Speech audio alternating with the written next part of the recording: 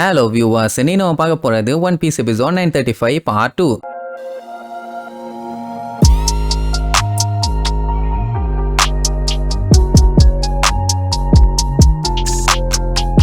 Open பண்ணா உடோன்ல நம்ம லூஃபிய அந்த மொட்டை மண்டைய மடிலோ மேன் கண்ட மேனிக்கு கண்ணை வச்சு காட்டுத்தனமா சுடுன்னு சுட்டு தள்ளிட்டு இருக்கான். பட் என்ன சுட்டாலும் அவன் மேல ஒரு சிங்கிள் புல்லட் கூட படல. எல்லாத்துலயுமே அசால்ட்டா எஸ்கேப் ஆயிட்டு இருக்கான். அதுவும் அந்த தாத்தாவை தூக்கிட்டு நம்ம பையன் இவ்வளவு வித்த காமிச்சிருக்கான். ஆனா இருந்தாலுமே அந்த சுத்தி இருக்க எரும மாட்டு பயிலுக்கு அவ்வளவு கான்பிடென்ட். விடாதீங்க, அவனை வெட்டி கொல்லுகே, காலி பண்ணுங்க ஆல்கப்ப மேன் மடிலோ மேன் அப்படின்ட்டு ஓவரா பில்டப் பண்ணிட்டு இருப்பானுங்க. லூஃபி நினைச்சானா அசால்ட்டா அடிச்சு போட்டு போயிருவான். ஆனா அவன் அவனுல வச்சு பிராக்டிஸ் பண்ணிட்டு இருக்கானே, அதனால தான் இவ்வளவு டைம். அந்த குயின்லாம் பார்த்துட்டு என்னப்பா அந்த தாத்தாவை காப்பாத்த ட்ரை பண்றியா, எவ்வளவு நேரத்துக்குன்னு நானும் பாக்குறேன்னு அடுத்தடுத்து அந்த ரெட் பீன் சூப்பை வாங்கி குடிச்சுக்கிட்டே இருக்கான். இவன் குடிக்கிற குடியில கம்ப்ளீட்டா ரெட் பீன் சூப்பா மாற போறான். அப்புறம் நம்ம பிக் மாம் வந்தானா இவனை தான் சாப்பிடுவா. பயபுள்ள தெரியாம விளையாண்டுட்டு இருக்கான். இங்க இவனுங்க அதுக்கு மேல என்னடா இவ்வளவு நேரம் தப்பிச்சிட்டீனா இதுக்கப்புறமும் தப்பிச்செல்லாம் நினைச்சிட்டு இருக்கியா, வாய்ப்பே இல்ல. அவங்க ரெண்டு பேரும் ஒன்னா சேர்ந்து உன்னைய காலி பண்ண போறோம்னு அவன் சுத்த அவனே சுட அவன் துப்ப இவன் கத்தன்னு இருக்குத்தனமான ஒரு காம்பினேஷன் அட்டாக்க பண்ணுவானுங்க. இப்படி ஒரு கேவலமான அட்டாக் அவனுங்க பண்ணுவானுங்கன்னு லூஃபி எதிர்பார்க்கவே இல்லை. ஆனாலும் லூஃபி எல்லாத்துலயுமே ஜாலியா எஸ்கேப் ஆகி பாஞ்சு வந்து ஒரு பஞ்ச் வைப்பான். ஆனா அவனுக்கு சுத்துற போர்ஸுக்கு லூஃபியோட பஞ்சை அது ரெசிஸ்ட் பண்ணுது. அது மட்டும் இல்லாம பயங்கரமா கையும் ஹீட் ஆகும். லூஃபி அடிச்சப்போ கைடோவோட பாடி இதை விட ரஃபா இருந்துச்சு. இதெல்லாம் ஒரு பவராடான்னு சொல்லிட்டு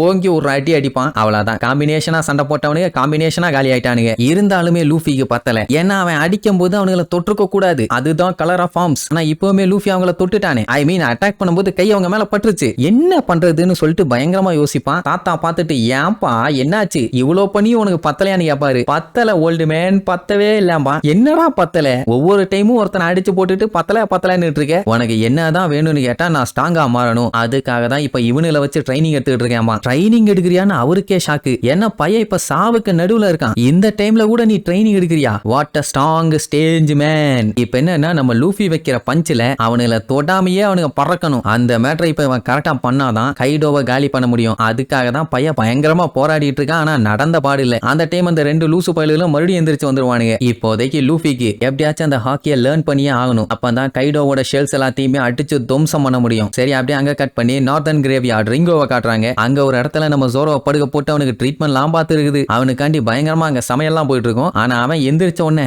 ஏன் ஸ்வாடு அப்படின்ட்டு ஒரு கத்துவான். அங்க இருந்த ரெண்டு பேரும் பீதி ஆயிருவாங்க. அதான் கொமட்சுகியும் டோக்கோவும். அந்த புள்ள தான் பயந்தாலும் சிரிப்பா, அழுதாலும் சிரிப்பா, கத்தாலும் சிரிப்பா, கதர்னாலும் சிரிப்பாலே. அவ பார்த்துட்டு யோ அவசரப்பட்டு எந்திரிக்காதையா, இப்பெல்லாம் எந்திரிச்சுன்னா போட்டிருக்க தையெல்லாம் பட்டக்குன்னு பிச்சுக்கும், கொஞ்ச நேரத்துக்கு மூடிட்டு ரெஸ்ட் எடும்பா. அவனும் அப்படியே சுத்தி முத்தி பாப்பான், எங்க இருக்கா என்னன்னு ஒன்னும் தெரியல. அதுக்கப்புறம் கொமட்சுகி எங்களை காப்பாத்தினதுக்கு ரொம்ப தேங்க்ஸ், நீ மட்டும் இல்லன்னா கண்டிப்பா நாங்க ரெண்டு பேருமே செத்துருப்போம். அண்ட் அது மட்டும் இல்லாம எங்களை காப்பாத்த போய் தான் உனக்கு இப்படி ஒரு காயம். அண்ட் அது மட்டும் இல்லாம இதுக்காக கை மாறி விளக்குமாறுன்னு என்ன செய்யறதுன்னு எங்களுக்கு தெரியலம்பா. ஆட ஒன்னும் பஞ்சாயத்து இல்லாமா, அந்த கிறுக்கு பையன் குறுக்க வந்துட்டான், நீங்கெல்லாம் அதுக்கு ஒண்ணும் பண்ண வேண்டாம். அவன் எங்க போனான்னு மட்டும் சொல்லுங்க, அவனை 4 போட்டு என்னோட ஷூசை ஸ்வாடை எப்படியாச்சும் கொண்டு வரேன்னு சொல்லிட்டு கிளம்புவான். அவன் வேண்டாம் போகாதன்னு சொல்லிட்டு அவனுக்கு எந்த சைடு காயம் போட்டிருக்கோ அந்த கையை பிடிச்சிட்டு இழுப்பா. அவனுக்கு வலி தாங்க முடியல. ஆனா கூறுகட்ட குந்தா நீ கையை விடு வலிக்குதுன்னு கதறுவானா. ஐயோ மன்னிச்சூம்பா. அதுக்கப்புறம் குட் பாய், நீங்க எங்கேயோ போய் தொலைங்க, நானும் எக்கேட கட்டு தொலைறேன், தயவு செஞ்சு தொல்லை பண்ணாதன்ட்டு கிளம்புவான். மறுபடியும் அதே கையை பிடிச்சிட்டு இழுப்பா. வலி தாங்க முடியாம கதறுன்னு கதறுவான். அதுக்கப்புறம் எப்படியோ பிடிச்சி அமைக்கிட்டான்னு வைங்க. அதுக்கப்புறம் அந்த குட்டி பொண்ணு டோக்கா,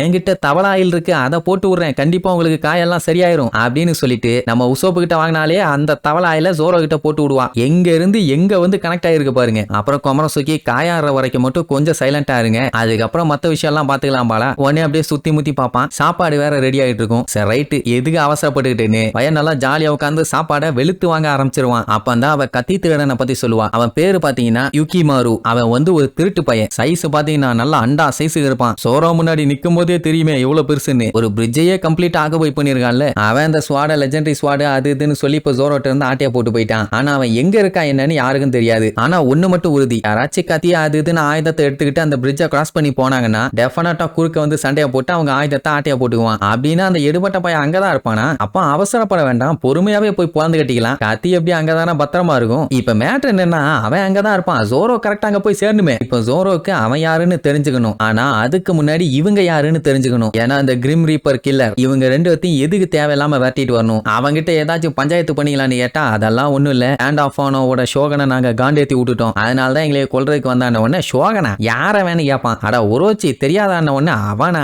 சோ அவனை கடுப்பேத்தன உடனே அவன் அசசினை விட்டு கொல்ல வந்திருக்கான். இதுதான் மேட்ராம்பான். ஆக்சுவலா அந்த எடுபட்ட பையன் எப்படின்னா யாராச்சும் அவனை கடுப்பேத்தினாங்கன்னா அவங்க செத்துறணும். அதுதான் இந்த வானோவோட ரூல். அந்த டோக்கோ பொண்ணு என் பேரு ஒட்டக்கோ, என்ன டோக்கோன்னு கூப்பிடுறதுனால இனி பையன்னு நினைச்சாதீங்க. ஓ போட்டு ஒட்டக்கோன்னு வேணா கூப்பிடுங்கன்னு கிண்டல் பண்ணிட்டு இருப்பா.